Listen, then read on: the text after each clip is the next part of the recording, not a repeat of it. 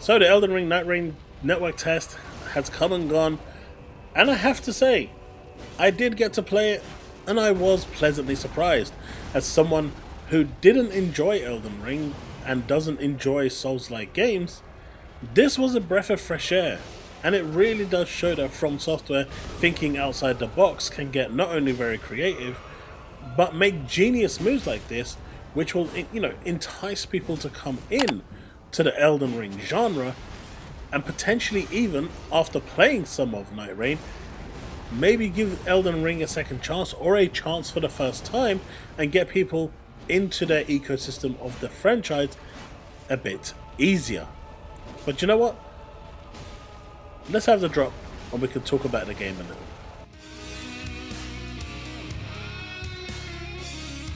So, Elden Ring NightReign is a multiplayer game. I'm pretty sure you can go into it solo, but I don't think we actually figured out how to do that. It kept matchmaking us, and when we got in, we always got in with 3 people, and for the most part, everyone just ran their own way. There was really no coordination. We did get some coordination going through it in the end, and those fights actually were really cool, really interesting, as everyone supported each other. We had a mage, we had a tank, we had a DPS, and it really worked, and the synergy kind of worked, and overall it was a very fun experience. Now they have changed the control scheme a little bit. You've got kind of like a skill and a ultimate that you can use now, which is something that you didn't really have in Elden Ring, at least not to my knowledge. And that kind of changes the dynamics of the game a little bit. It allows you to do those bigger hits, and it really works. It actually feels way more inviting to the player. Now, the game is still stupidly hard. It is not taken away from that. You'll walk into a room, you'll see a boss, you'll say, right, come here, you. He'll look at you, and then just kind of do some Jedi mind powers, and then down you go, and you're dead.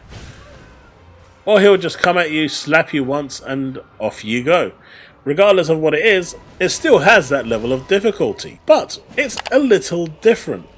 So what is Elden Ring NightReign? Elden Ring NightReign is basically your typical 3-player co-op game, well, I guess multiplayer game you'd call it. You go out into the open wild, you find a big monster, and you kill it. Does it sound familiar? It should, because it kind of borrows a lot from Monster Hunter. But you don't actually need to just constantly go and do that. The game kind of encourages you to go elsewhere, and as you go and fight other creatures and other enemies, which is something you'll realize that's what your partners are actually doing, they're going out and actually killing the lesser mobs and the lesser bosses because you level up. And every time you go into the world, it's like a roguelite system from what I understood, and your level resets, but what the loot you take with you actually has some really prolific effects, and they are the ones that stay permanent and you can apply them to your character. But essentially, you've got a big open world space to actually go around in.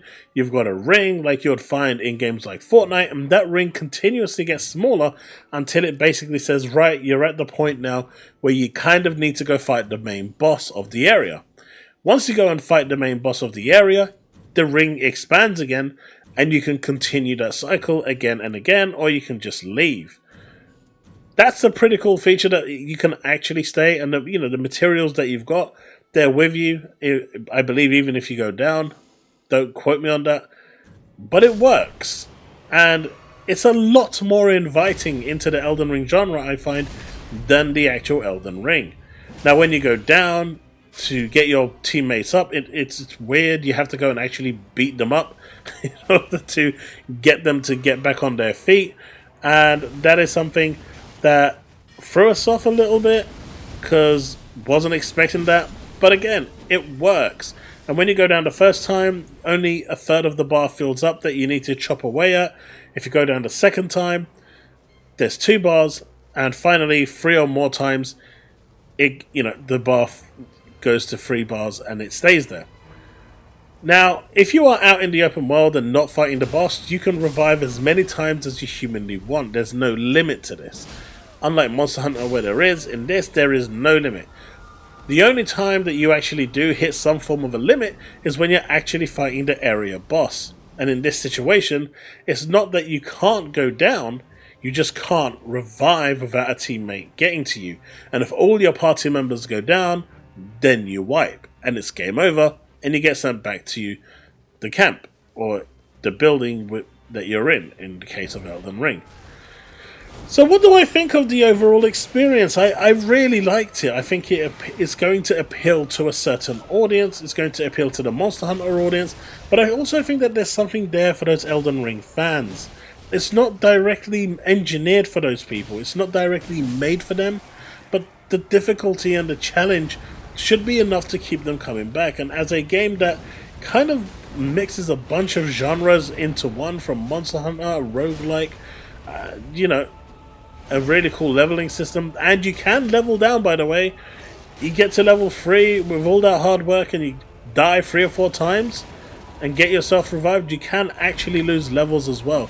So it is punishing if you don't have the right team, the right setup, and you go into it. Now, in terms of characters, you've got a choice of 4 which you can pick from. You've got your mage, you've got your tank, you've got your DPS, and you've got your archer.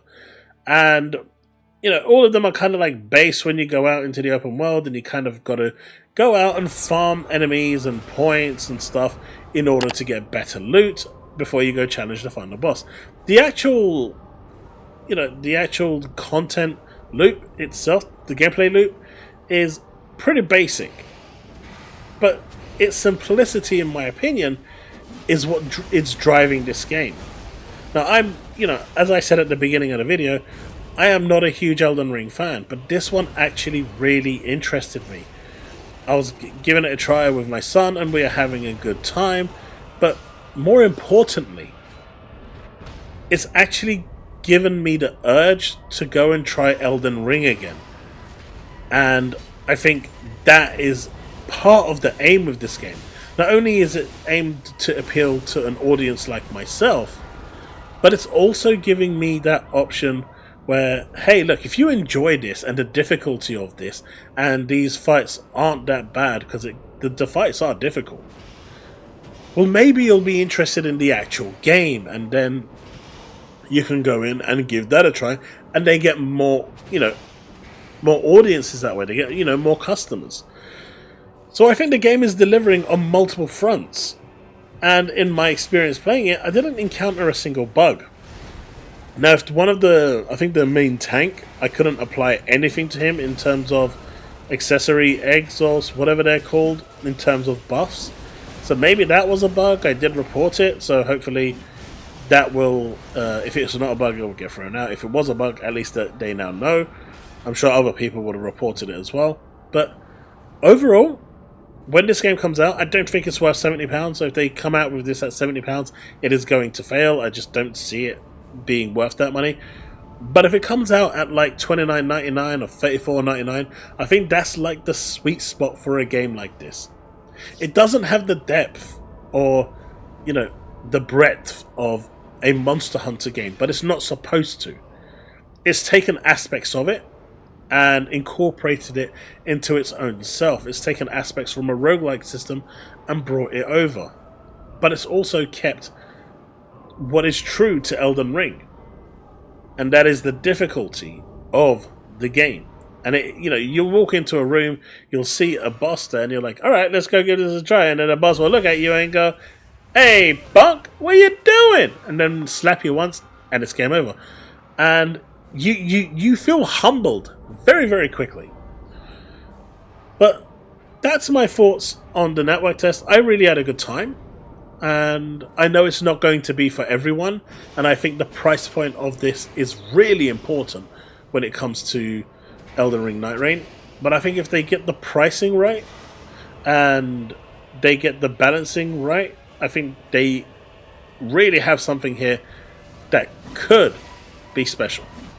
But time will tell if if they deliver on that. We only got to see 2, I think, major bosses, so I'm not sure how many there is going to be in the final game. So it does need variety. It does need, options of maybe different areas that you can land, because we only landed in one area consistently.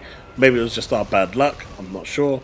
But stuff like this, having a variety, will definitely extend what the game is. You do keep the buffs, like I said, you just don't keep, from what I understood, your levels.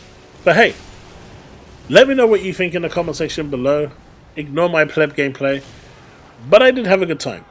I'd love to hear your thoughts, and if you've enjoyed this content, do consider hitting that like button, subscribe, hit that bell to stay up to date with all content I release, and I will see you in the next one.